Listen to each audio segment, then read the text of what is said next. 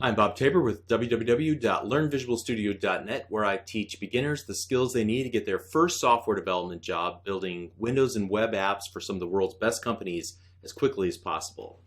So in this lesson, we're going to look at collections, which are more full-featured arrays. I'm also going to talk about object and collection initializers, which allow you to initialize the properties of a new object or initialize the properties of multiple new objects in a new collection in just one line of code. And it's a very cool feature. It saves you a lot of typing. We'll come back to that in just a moment.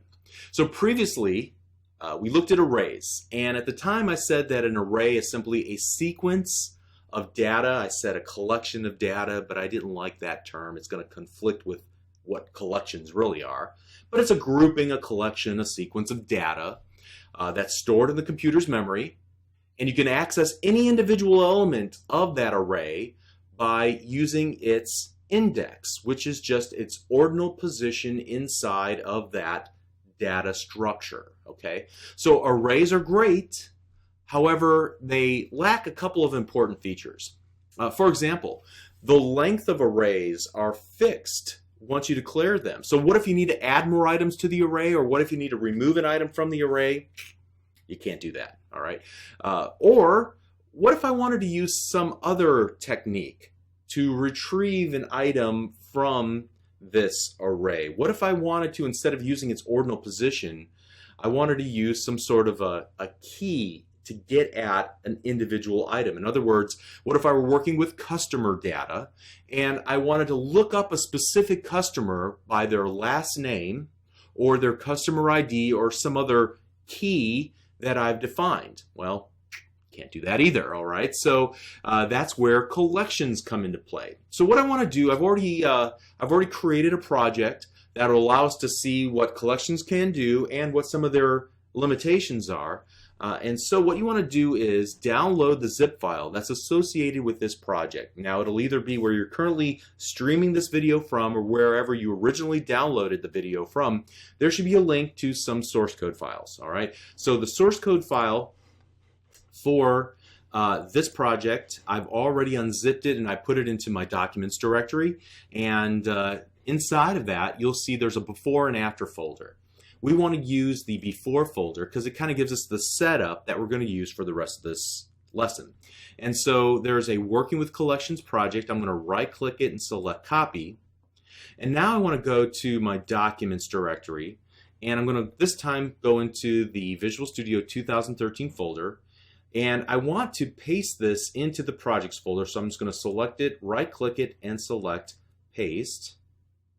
And if it goes well, then I should be able to find working with collections then in my projects folder. I'll double click the solution file inside of that folder, so the .sln, or you'll see the file type Microsoft Visual Studio Solution. I'll double click that and we'll open it up in Visual Studio. So another technique that you can use to load code a project or a solution from your hard drive. Okay, so as you can see, inside of this project, I have a simple car that I've created and a book class that I've created. And both of these classes support just a couple of public string properties. Great. And then in the static void main, I create instances of those new classes. So a car1 and a car2. And I set its properties, and then I also create a new instance of a book called a B1. All right, and so what I want to do is add each of these items into a collection. We'll do that in just a moment. Okay, so I'm about to demonstrate the use of an old style of collections. All right, there's no real value in typing out the code that I'm about to paste into our project. There's a newer style of collection that fixes some of the problems with the collections I'm about to demonstrate. I'm merely showing this as a thought process so you can see why you might still see some old code examples using these old style collections and what the problem is with them and why we have a newer version. So these old style collections have been available ever since the original version of .NET came out in 2002. In 2005, I think, they fixed some of those problems. We're currently on .NET version 5.0 or 5.1, I don't know, whatever version you're currently working with in your copy of Visual Studio. So what I'm saying is that you can merely just watch and follow along at this point. Don't bother typing all this in, all right? So what we're going to do is start off by just pasting in some code here to demonstrate one of the first collections that I want to feature. All right, so you can see that I created this system.collections.ArrayList, and I initialize it to a new instance of that class. Now, what is an array list? There are basically many different types of collections available to you in the .NET Framework class library, and each of those collections have a unique set of functionality. That's why you have so many of them. And this is a very simple collection. It mirrors, to some extent, what you can do in an array. It just adds on a few extra features. All right, so you can see here in line number 29 that I create a new instance of this system.collections.ArrayList. And then, beginning in line number 30, 31, 32, I actually am adding each of the object instances we created here earlier into our array list. In line number 33, I'm removing one of the items. Let me comment that out, and I'll demonstrate why it exists in just a moment. Now, the real challenge happens in line number 35. If you actually take a look at the add method, you can see in IntelliSense that what you pass to the array list is of type system.object. Now, do you recall what was so special about the data type system.object? Well, it's the genesis of all of the classes in the .NET Framework class library. In fact, it's really the basis for all custom classes that you'll create when you build your own classes or your own applications in .NET. So you can basically put anything you want to inside of that array list collection, and it will accept it. So you can see that in these lines of code, in lines 30 and 31, I'm adding a car class instance. And then in line number 32, I'm adding a book class instance.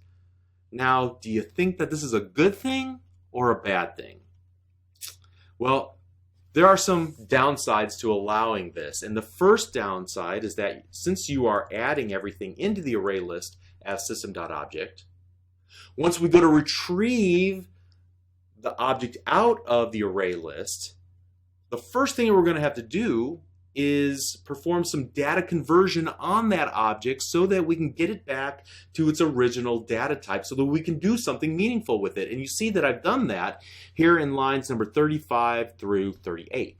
So take a look here. I'm using this for each syntax. I'm going to loop through and continue to loop through for every object inside of the array list.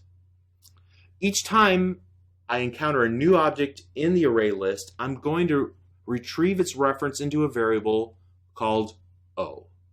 Now I want to print out something about the O object.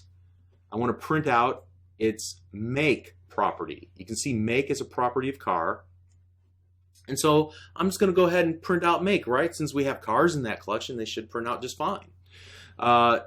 And so the first thing I do is, because at this point, O is just of type system.object.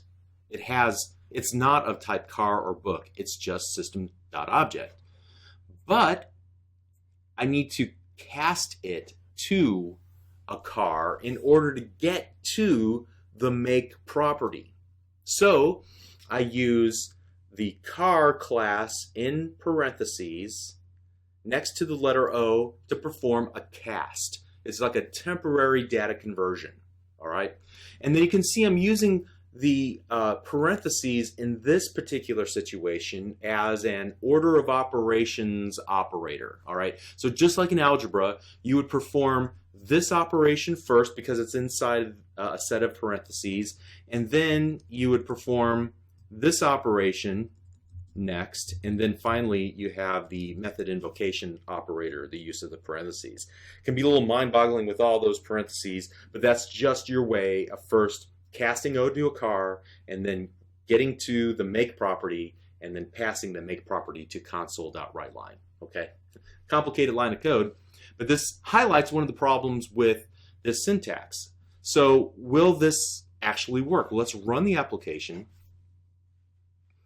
And after a moment, we hit our first speed bump here, and we get an exception that unable to cast object of type working with collections book to type working with collections.car. All right, so what's the problem here? Well, it all worked fine. I mean, you can see here that we were able to print out the make for car 1 and car 2, Oldsmobile and Geo, and then we came to book, and we tried to cast the object that was originally of type book to a car, and that's where we ran into the problem. Okay, it cannot be done. So we're dying, our program is crashing on this line of code because we're trying to take O, which was originally fundamentally a type book. We're trying to cast it to type car, and this is where the exception happens. Okay, so the reason this happens is because the array list, or more accurately, the original set of collections work with system type object, which is a form of working with loosely typed objects.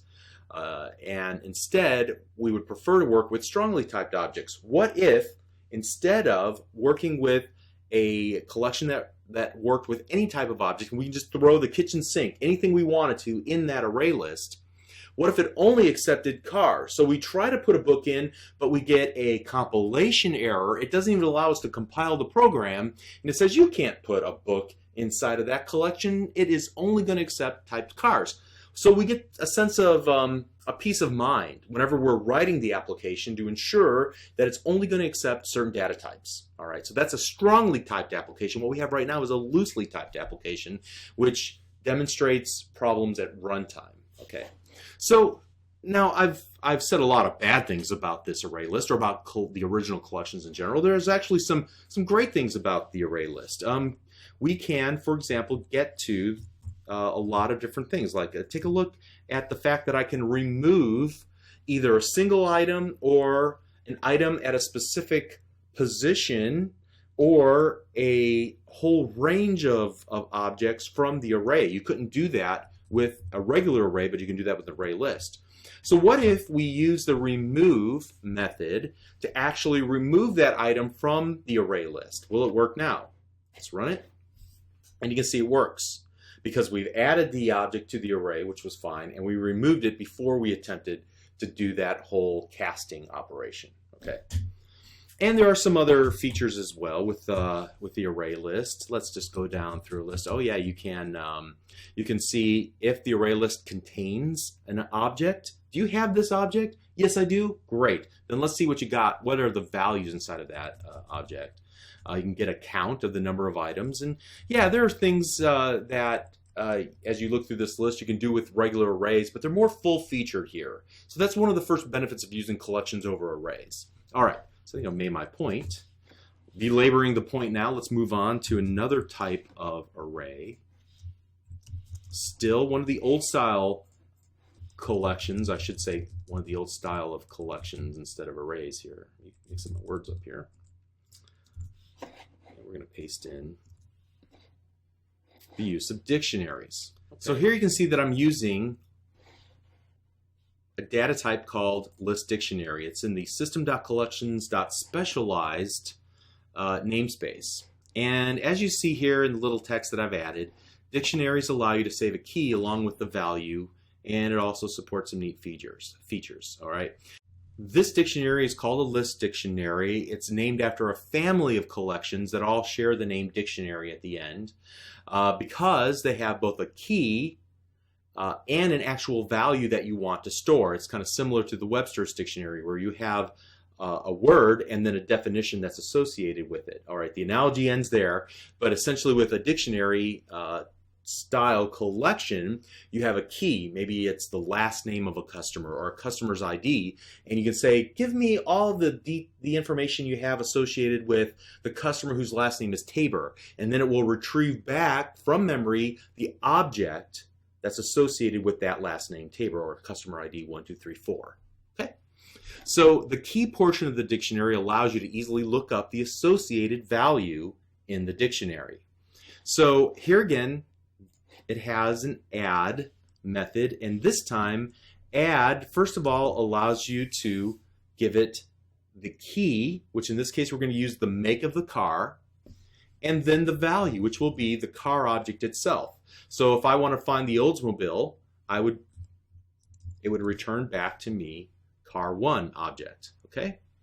Now notice it suffers from the same problem that we saw before. I can add any data type to the dictionary, and yes, the same challenges exist here that we just talked about a moment ago.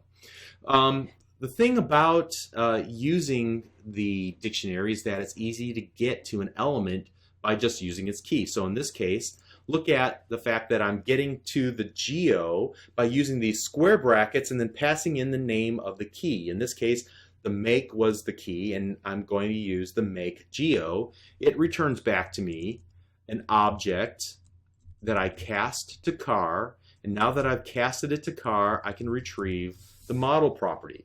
So in that regards, I don't have to use just an ordinal value. I can find the specific one I want by using the key.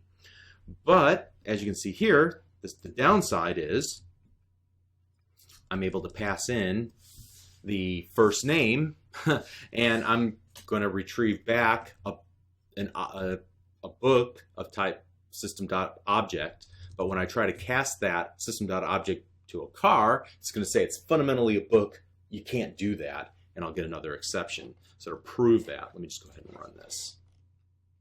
All right, and here we go again. It's a different type of error. Object reference is not set to an instance of object. However, the issue is the same. And so I said all of that to say this. If we could create a collection that was specific to either book or a collection that was specific to car, then we could only add instances of the correct type into the collection, and we could also treat all items in the collection as that given type, and we wouldn't have to cast objects upon retrieving them out of the collection. Now you might think, well, that's limiting. What if I want to put things in the collection?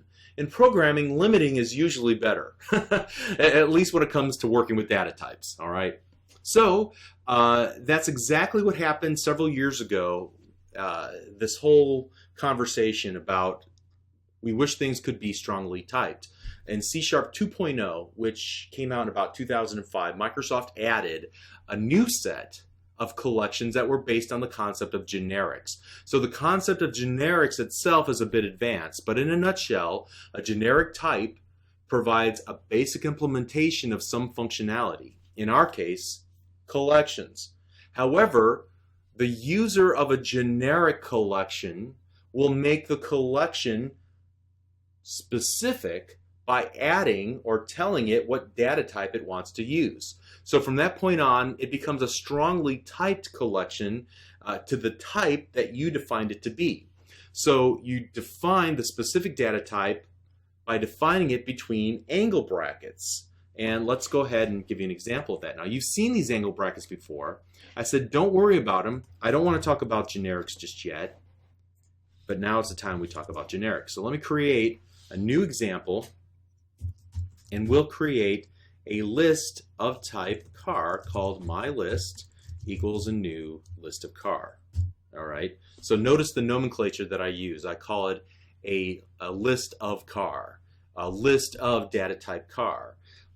List is a generic collection, and you can see in IntelliSense it calls it list of T. The capital T stands for the type. It is a generic collection until I make it specific by giving it the type. In this case, I give it a car. Now it's no longer generic. It's specific to type car. It can only hold cars, right? All right, great. Let's continue on. So myList add. Now notice IntelliSense this time, it's not allowing us to add any system.object. It's specific to adding cars, a car that the parameter name is item. All right, so the type car is the important part here. So car1, myList.add car2. What happens when I attempt to go myList.add book1?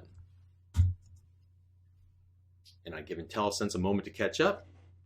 it gives me a red squiggly line. I hover over the squiggly line and it says the best overloaded method match for system.collections.generic list working with collections.car.add has some invalid arguments. All right, again, programmer speak, but essentially it's an invalid argument. Why? Because the data type is wrong. Okay, so let's go ahead and just comment that out. Now, look how cool this next part is. We'll do the for each again. This time I can rely on it being a car, so I'll do for each car in my list. Now, watch this. Console.writeLine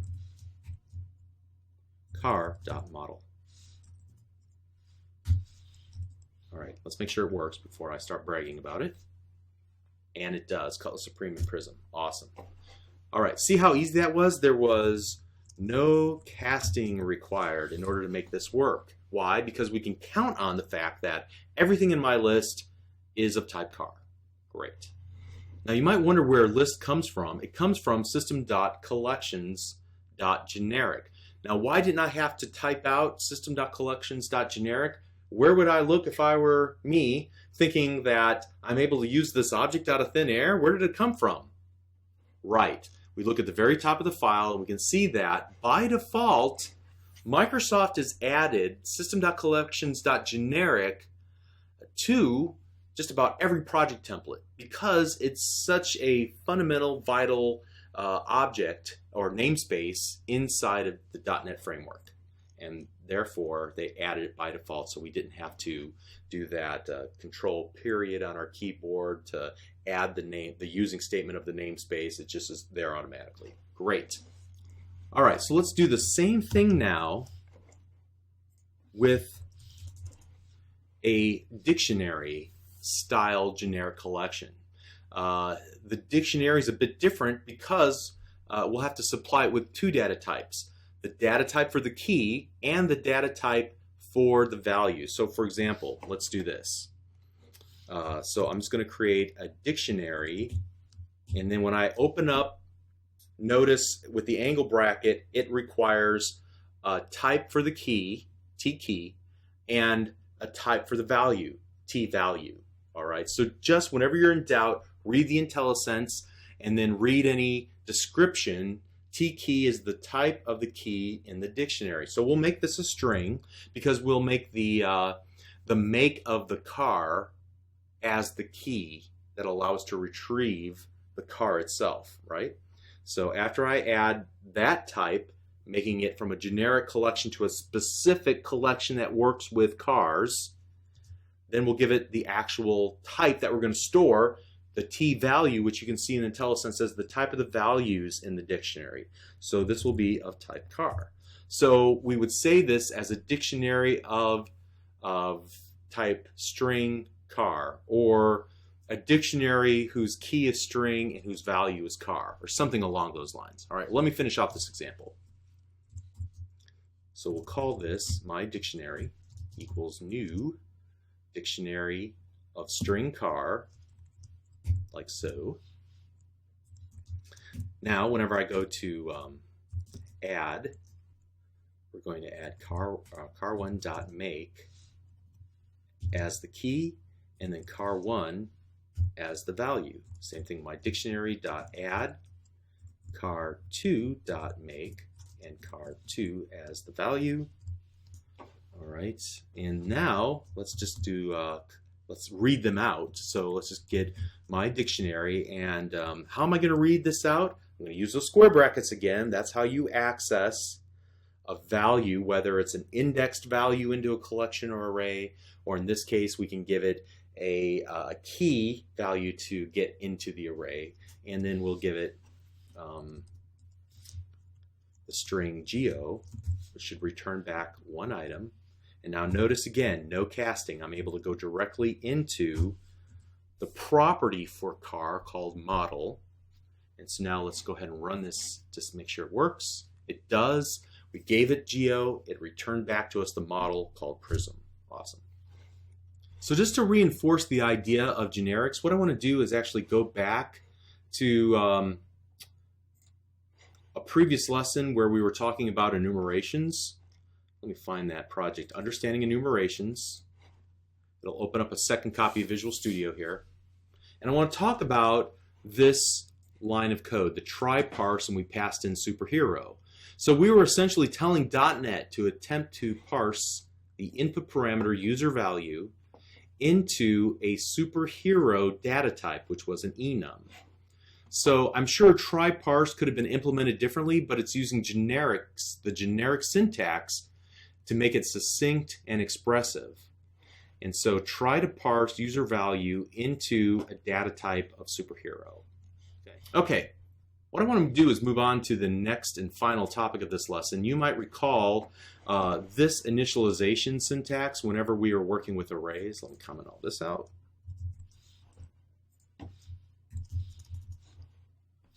So we did something like this, string names equal, and I think I used some creative names here, but I'll just go up Bob and Steve and Brian and Chuck, right?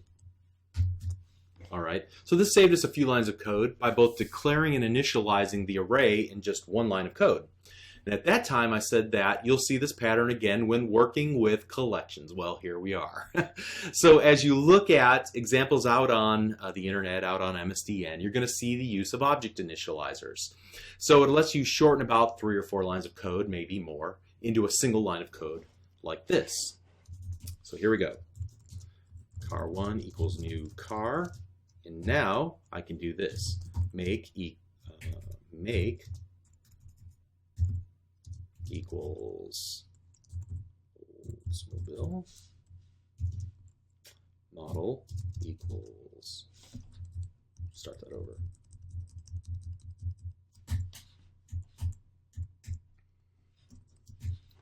All right, let me comment everything out here.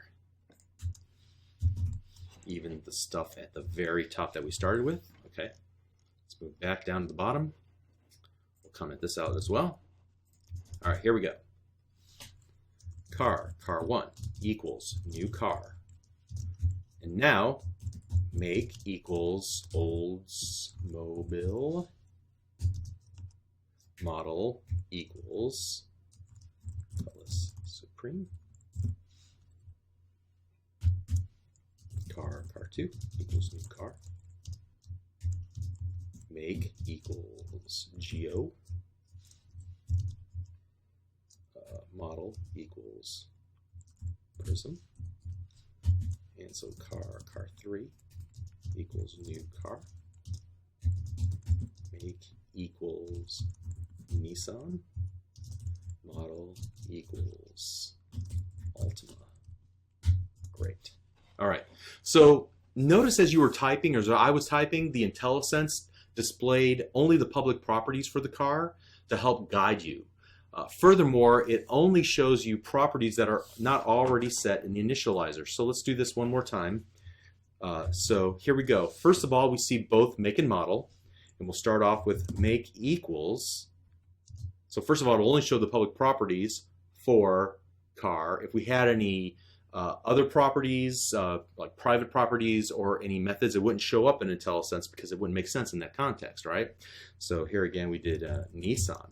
Now, when I hit the comma on my keyboard, it will show me all the rest of the available properties. Since we already set make, it wouldn't make any sense to show that property again. So it only shows me model this time, and I can type in Altima. Pretty cool.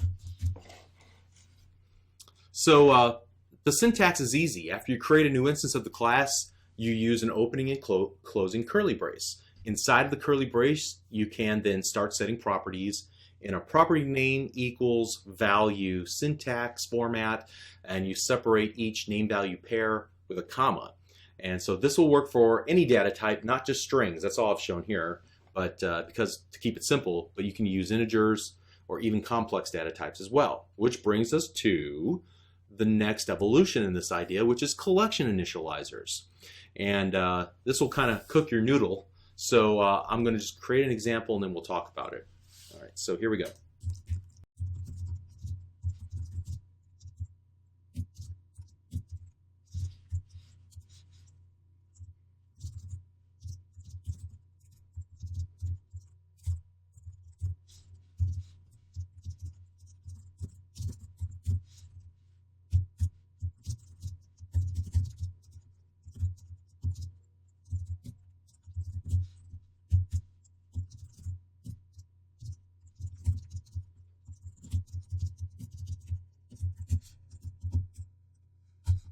Okay, so this syntax might look a little daunting at first, but you'll see it so often in code examples that I really want you to be aware of it.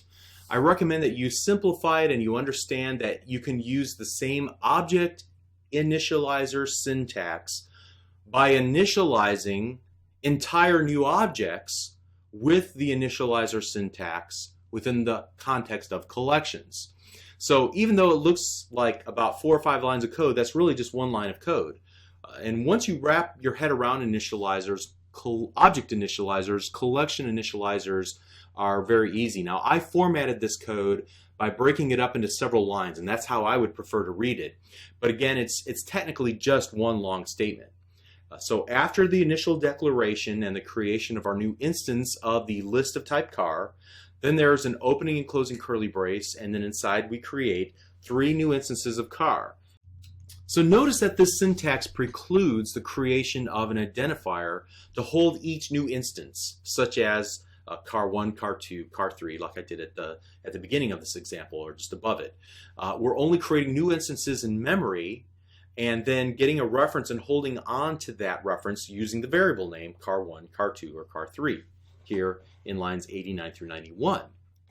Now, in the collection initializer example below it, I'm creating new instances of car and then adding them to the collection immediately. So the collection will keep track of the reference to the position in memory that holds that new instance of the car class. So as long as something's holding on to it, that's all we care about. All right, so you should familiarize yourself with this syntax and use it from the start so that it just becomes part of your personal style. All right, so let's recap what we talked about in this lesson. In this lesson, we started off by looking at collections as a robust alternative to arrays. But as we started using the basic original collections that are available in system.collections namespace, we saw that they were not strongly typed, and therefore we discovered some downsides and some challenges. Then we said, what if we could create a collection that was specific to car or specific to book? And that was the impetus to creating generic collections, or rather a generic implementation of a collection that's made specific by the data type inside of the angle brackets that we use whenever we're creating a new instance of that given generic collection. So that's what a generic collection or generic method actually does. It allows you to define the specific data type that you want to use inside of that method or that collection. All right. So now we can work with collections in a strongly typed manner, and we saw how great of an improvement that was. We can catch any exceptions at compile time instead of at runtime when we've distributed the application to billions of users. Okay.